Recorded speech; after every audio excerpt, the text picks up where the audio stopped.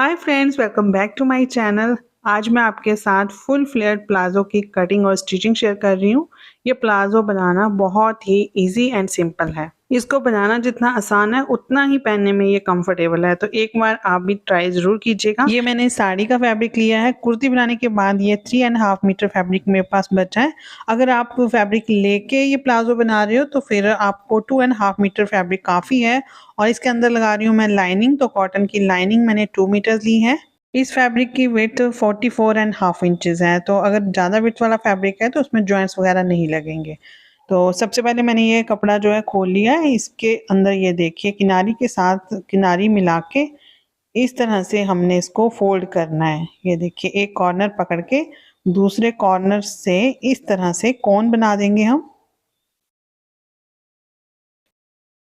इस तरफ ये जो फैब्रिक है ना, ये जुड़ा हुआ है आपस में, तो ये पीस हमारे पास ऐसे ही बच जाएगा। ये अच्छे से कोन हमने बना लिया है और ये सिलवट वगैरह जो भी थी वो निकालनी है। अब हमने देखनी है इसकी लेंथ। तो टोटल जो इसकी लेंथ है ना, ये बन रही है 44.5 इंचेस। तो अब हमने क्या करना है, ये देखिए 44.5 इंचेस पे हमने पूरा राउंड शेप में इसी तरह से मार्किंग कर लेनी है। कॉर्नर पे इंची टेप रख के ना इस तरह से ये पूरे में मार्किंग कर लेंगे। इस प्लाजो की लेंथ 37 इंचेस है। अगर आपके प्लाजो की लेंथ ज़्यादा है तो फिर आपको नीचे की तरफ जॉइंट्स लगाने पड़ेंगे, या फिर ऊपर की तरफ जो बेल्ट है वो ज़्यादा रखनी पड़ेगी। प्लाजो की जो टोटल लेंथ है ना वो 37 इंचेस है। तो ये देखिए यहाँ पे हम 32.5 इंचेस ले रहे हैं। तो 1 इंच ये मार्जिन में चला जाएगा, हाफ ऊपर से हाफ नीचे से, बच गया 31.5। इसमें 5.5 इंचेस की हम बेल्ट लगा देंगे, तो टोटल हमारी जो लेंथ है 37 रह जाएगी। ये मैंने 32.5 इंचेस पे मार्क कर लिया। अब यहाँ पे एक स्ट्रेट लाइन लगा लेंगे। अब ये देखिए यहाँ से ना हमने लेंथ देखनी है कि कितनी बन रही है। तो ये आ रही है 8.5 इंचेस पे। अब नीचे की तरफ को हम इसी तरह से राउंड शेप में 8.5 इंचेस पे मार्किंग कर लेंगे।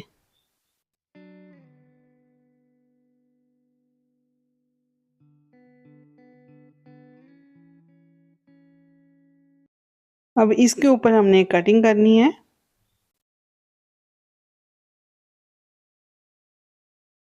अब ये देख लेते हैं ये कितना बन रहा है। तो ये बन रहा है 8 इंचेस।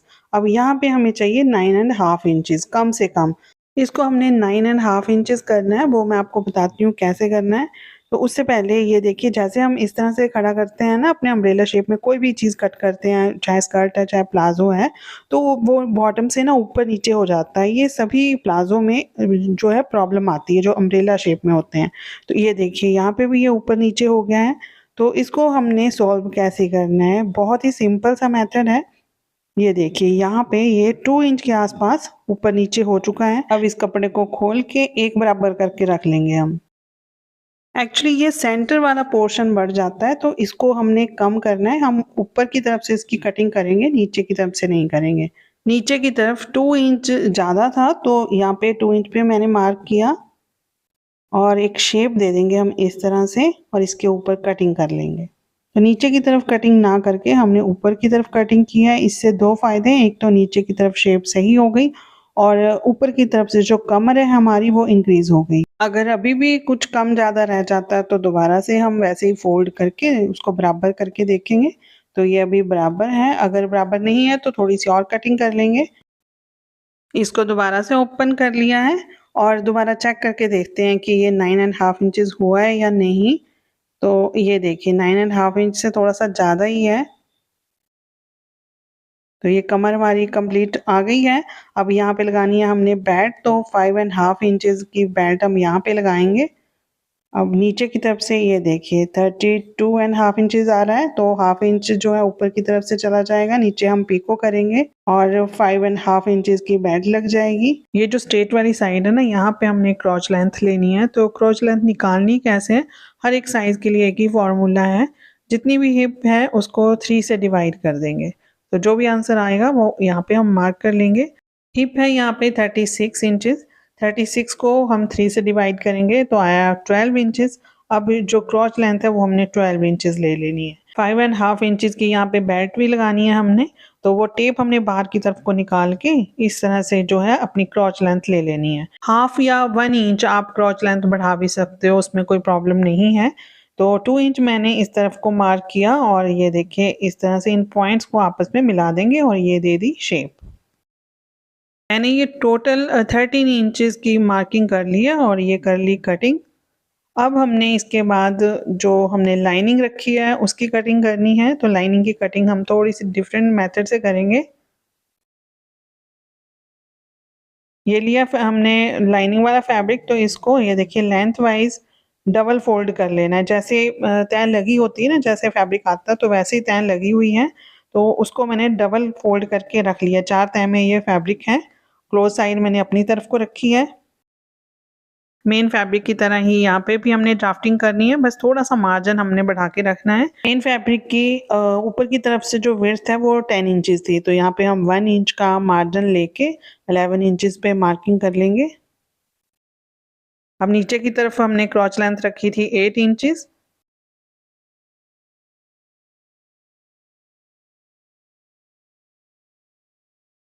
लेंथ हमने यहाँ पे 1 या 2 इंचेस कम करके रखनी है। लाइनिंग वाला फैब्रिक जो है वो मेन फैब्रिक से 1 या 2 इंचेस कम ही रखा जाता है। क्रॉच शेप दी थी हमने 2 इंचेस पे, बट यहाँ पे हम 1 इंच का मार्जिन लेके 3 इंच पे मार्किंग करेंगे। बस सेम वैसे ही यहाँ पे भी शेप दे दी और इन पॉइंट्स को आपस में मिला दिया। तो ये हमारी लाइनिंग की भी कटिंग हो गई।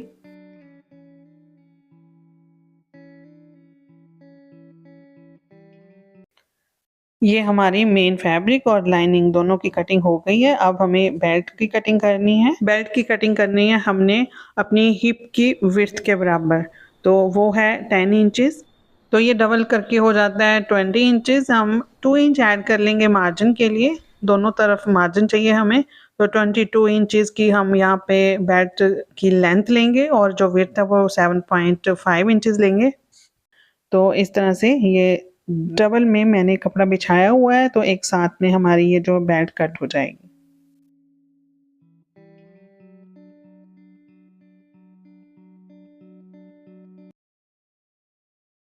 इसके साथ लाइनिंग भी अटैच करनी है हमने, तो ये देखिए लाइनिंग का फैब्रिक भी कट कर लिया। अब इनको आपस में अटैच कर लेंगे, मतलब पेस्ट करके मैंने यहाँ पे इसको आपस में अटैच कर लिया है। आप चाहें तो सिलाई भी लगा सकते हो। तो अब देखिए हमने स्टिचिंग कैसे करनी है। तो ये जो हमारा मेन फैब्रिक है ना, उसका सेंटर निकाल लिया हमने, मार्क कर लिया मैंने यहाँ पे। और ये जो बेल्ट है ना इस तरह से रखी और इसको हम स्टिच कर लेंगे। राइट साइड से ये दोनों चीज़ें आपस में मिला के रखी हुई हैं। सेंटर से ये सिलाई लगाना हम स्टार्ट करेंगे।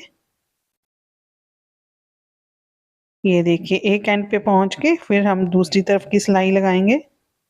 ये देखिए इतना जो है ना, ये मैंने बेल्ट का फैब्रिक जो है एक्स्ट्रा रखा हुआ है, क्योंकि हमने नीचे वाला जो मतलब लाइनिंग वाला फैब्रिक है वो एक्स्ट्रा रखा है, तो हमारी बेल्ट छोटी पड़ सकती है, इसलिए बेल्ट का जो फैब्रिक है वो एक्स्ट्रा रखना पड़ेगा। ये हो गया, बेल्ट हमारी अटैच हो गई है इसके साथ। अब हमने लाइनिंग वाला पीस जो है वो स्टिच करना है, तो उसको हमने देखिए कैसे स्टिच करना है। ये इसकी रॉन्ग साइड ऊपर की तरफ को रखी और ये लिया वो लाइनिंग वाला पीस, इसका भी सेंटर निकाल लेंगे। ये मैंने लगा लिया कट। और अब ये देखिए हमने ना इस कट के साथ मिला के इसको आपस में स्टिच कर देना है। स्टिच करने के बाद जब हम इसको टर्न करेंगे ना, तो ये जो जॉइंट लगा है ये अंदर चला जाएगा, ये दिखाई नहीं देगा। तो इस तरह से मैं इस तरह से रख के इसको स्टिच कर लेती हूँ।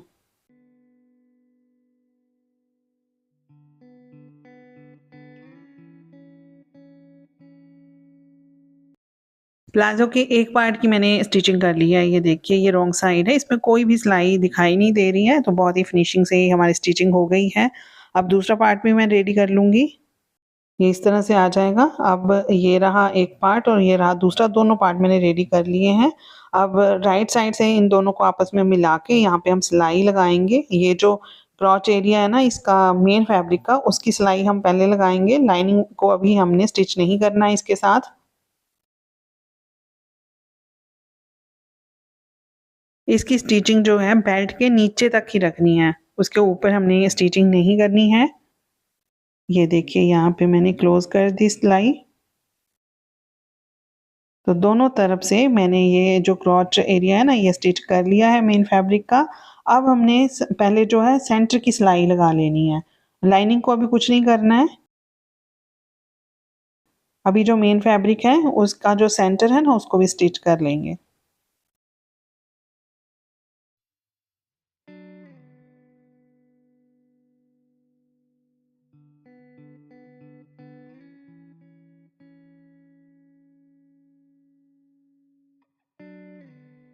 ये सिलाई भी मैंने सेंटर से ही स्टार्ट की है।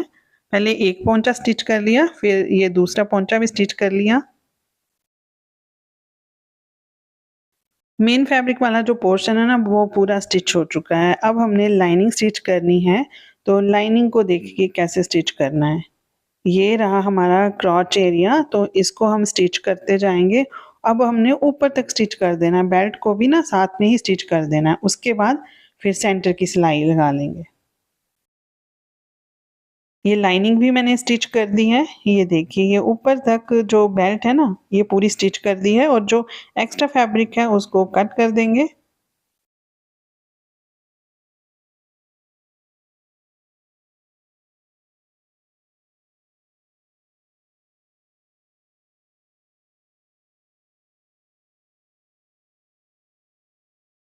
अब सेंटर की सिलाई भी लगा लेंगे जैसे हमने मेन फैब्रिक की लगाई थी।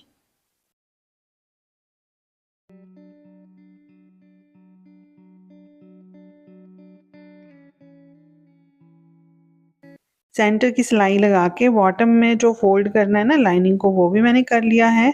अब मैं करूँगी पीको। तो इस मशीन से पीको भी हो जाती है। ये जो मशीन है सिंगर 8280 इसका मॉडल है, और इसमें पीको की ऑप्शन मिलती है।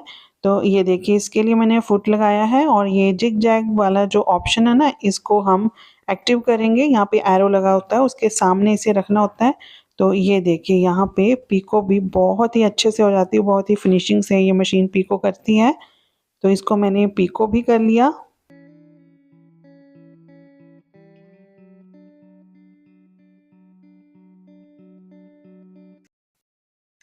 ये दोनों पोंचों में मैंने पीको कर लिया है, और ये देखिए ये फोल्ड भी कर लिया लाइनिंग को। अब ऊपर बेल्ट जो है इसमें हमने डालनी है इलास्टिक, तो उसके लिए हमें निफा बनाना पड़ेगा। तो 2 इंच का यहाँ पे मैंने मार्क कर लिया, और इसको हम 2 इंच तक फोल्ड करके इसके अंदर इलास्टिक डाल लेंगे।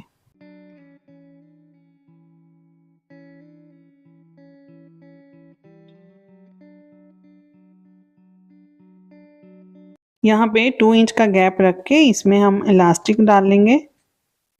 और ये इलास्टिक मैंने डाल ली है। इलास्टिक की जो लेंथ है ना वो हम अपनी कमर से 7 इंच कम रखते हैं। जितनी कमर है उसमें से 7 इंच लेस कर देंगे। तो ये देखिए अब इसको ओवरलैप करके मैंने स्टिचिंग कर दी। 4-5 बार हम इसके ऊपर सिलाई घुमाएंगे, और ये जो हमने गैप रखा था इसको भी क्लोज कर दिया।